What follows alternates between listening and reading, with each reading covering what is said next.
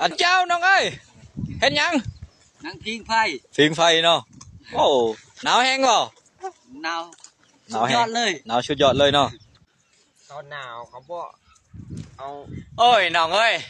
ฝากบอกทุกคนนะเด้อผู้ใดมีแฟนก็ฮักแฟนนะเด้อน้องเด้อยามนี้ก็ยามหนาวแล้วนี่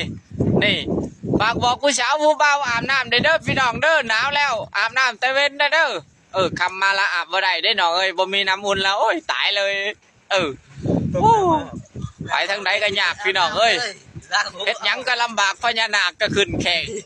นมาแล้วขึ้นหลังมือมาแล้วหลังมือหลังตีนี่พญานาคขึ้นแล้วน้องเอ้ยโอ้อันโดตายเลยนี่คนนี้เลยว่าอาบน้ำได้2 มือแล้วบ่จักมือแล้ว5 มือแล้วเนาะธุรกิจมือทำไปได้เดี๋ยวนี้โอ้ลงมาได้แล้วเนาะมันเป็นยังมันหนาวเนาะ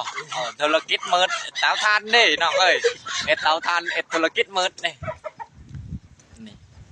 นั่งพิงไฟพี่น้องเอ้ยอาบน้ำในเด้อทุกคนเด้ออาบน้ำในเด้อไอเวียดนี่บอกแต่คนอื่นอาบไอเวียดบอกอาบก็ยามันพี่น้องเอ้ยเป็นห่วงผู้อื่นบ่ต้องเป็นห่วงไอเวียดเด้อโอเคเด้อพี่น้องเด้อโอเคกลับเอิ้นคลิปหน้าฝากกันไหม